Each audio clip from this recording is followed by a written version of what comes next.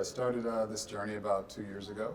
Um, Assuming the role of Teferi started basically, people always said at my LGS that I looked just like Teferi, and I was like, sure, I'm a black dude, and he's like the black dude, and that's it. But there's one particular piece of art that I was like, oh wow, that's totally my face. Then the pandemic hit, and then George Floyd was killed, and everyone had their little black squares on social media, and the professor also had one, and I love the professor. I love watching the show, and he posted, "Oh, Black Lives Matter," like everyone else. And someone called him out on it. They're like, "But you never have any black people on your show. You never have worked with any." And he was like, "You're right. I need to do better," which I thought was the perfect thing. I had a podcast for 2 years and 24 episodes, and resembled Teferi. So I was like, "Well, maybe I can be on the professor's show," and so he. Did not reach out to me, but hundreds of other people were like, "This guy looks just like Teferi." So I was like, "I'll just build it myself." So 6, 7 months later, I hired some friends who work in TV and film and in the theater, one for Universal Studios, who built the staff. My friend is a leather worker, Hans Luther, who built this from Luther Leathers, and my friend Catherine Andrews built this outfit. And I paid them handsomely for their efforts. And then I was taking photos with my dad, February 2021. Someone saw me taking photos with my dad. It made the front page of Reddit. And instantaneously, my phone exploded. And, and that's how I got here. It was kind of a fairy tale, to quote the El Drain thing. So, rooted in community, rooted in tragedy, rooted in expression and the pandemic. It's quite an interesting tale. But yeah, now I'm a wizard. Thoughts on that one, particularly with Teferi. Magic, to its credit, created this character and the whole black African-inflected world and country in 1994. And so I think then, in the past 5, 7 years, they're like, wait, we did that? What? And so they went back to visit it, which I think was a pretty smart move.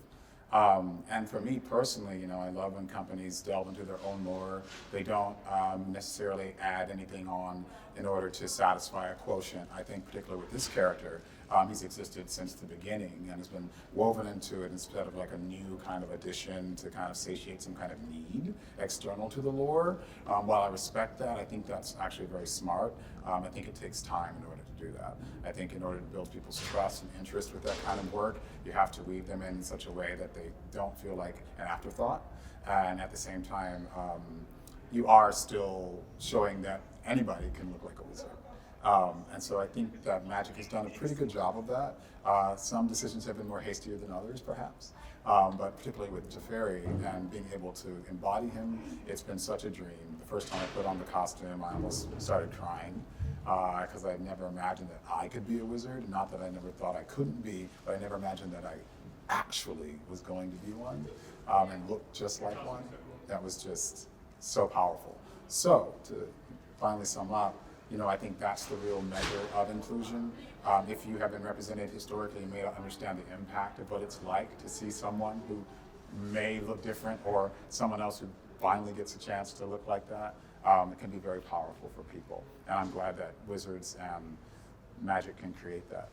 I think it can. As I said, it has to be thought out and it has to be carefully done. It can't just be virtue signaling. It can't just be checking a box. It's got to be completely, thoroughly, top to bottom, thought about. And finally, and I've talked to lots of people about this, you've got to have people from the population that you're seeking to represent creating that. That way, you can cover your bases, and there's a deep knowledge intrinsic about what it is to be another person, a different kind of living that life, and you can bring that into the world. You frequently hear the question, why does that matter? Why does that matter? Well, it matters because traditionally that's been the foundation of other things that we are used to, and it matters intrinsically in that. And so to have the same level of detail and the same level of focus generated authentically, that's why it counts. I'm an actor by trade, so getting the chance to embody this character has been a lovely dovetailing of so many of my interests in my life.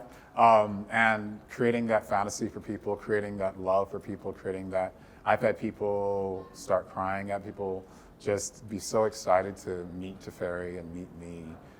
It's very powerful, and getting the chance to bring magic literally to life is, for me, what it's all about.